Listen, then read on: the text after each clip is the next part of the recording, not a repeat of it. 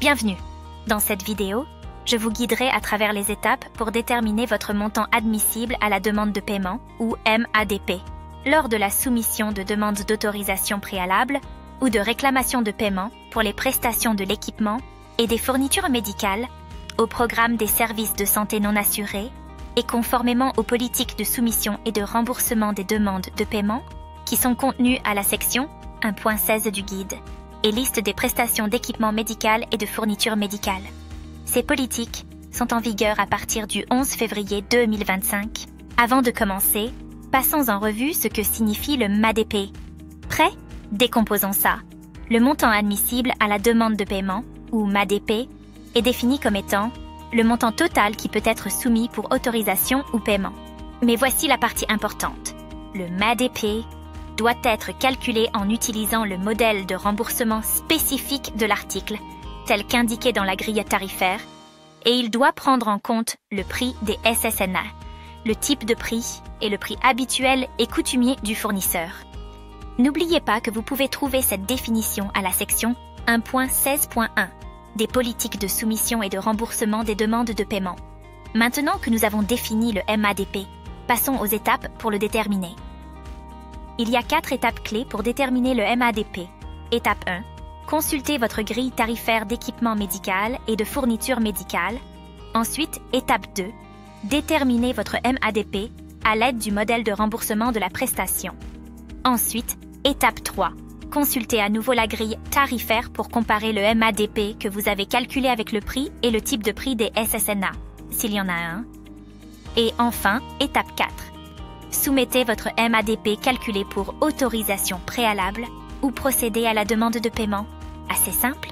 Décomposons chaque étape plus en détail. À commencer par l'étape 1, consultez la grille tarifaire d'équipement médical et de fournitures médicales.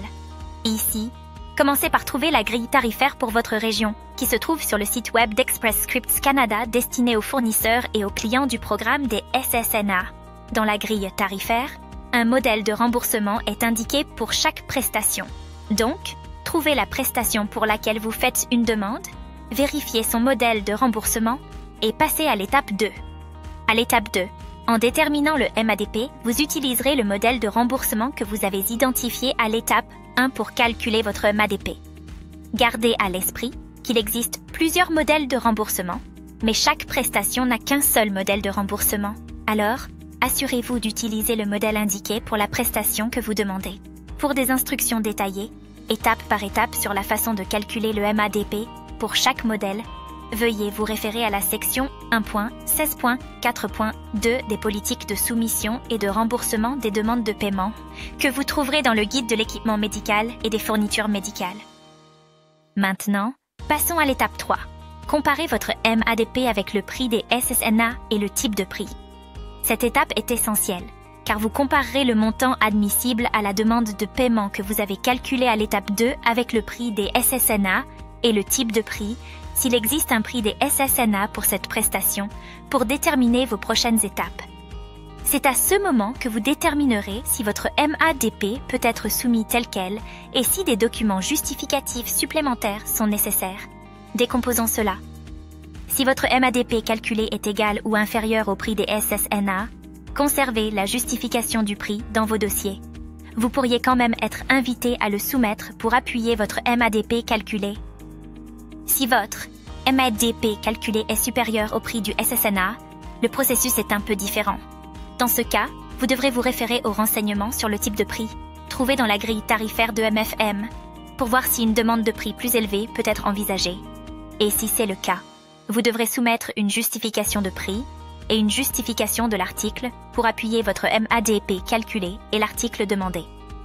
Et enfin, si la prestation que vous soumettez n'a pas de prix des SSNA, vous calculerez le MADP à l'aide du modèle de remboursement de l'article, tel qu'expliqué à l'étape 2, et soumettrez une justification du prix et de l'article lorsque demandé par le programme.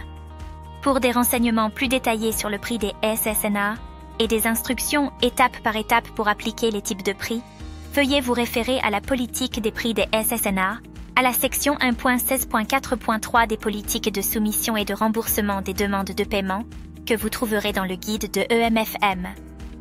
Enfin, Passons à l'étape 4. Soumission de votre MADP. Une fois que vous avez terminé les étapes de calcul de votre MADP, vous pouvez procéder à la soumission du montant pour autorisation préalable ou à une demande de paiement.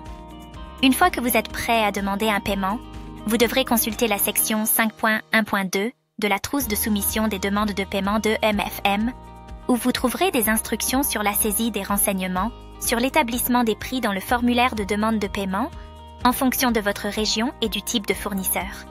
Avant de conclure, passons en revue quelques rappels importants que vous devriez toujours garder à l'esprit. Premièrement, si une prestation a un prix des SSNA, vous ne devez pas la demander par défaut. Au lieu de cela, vous êtes tenu de calculer le MADP pour une soumission à l'aide du modèle de remboursement de l'article et en suivant les étapes détaillées dans la politique. Deuxièmement, lorsqu'un prix des SSNA est établi pour un article, il est attribué l'un des 3 types de prix. Le type de prix vous indique si un MADP supérieur au prix des SSNA peut être envisagé par le programme et quel type de document justificatif vous devez soumettre pour soutenir le prix et ou l'article demandé. Et, dans tous les cas, si votre prix habituel et coutumier est inférieur à votre MADP calculé, vous devez soumettre votre prix habituel et coutumier au programme. Et enfin, si une autorisation préalable est demandée et accordée pour une prestation, la valeur en dollars indiquée dans la lettre de confirmation d'autorisation préalable est le montant maximal que vous pouvez réclamer pour paiement. Cependant, peu importe la valeur de cette demande, vous devez toujours suivre les politiques de soumission et de remboursement des demandes de paiement lors de la soumission pour paiement.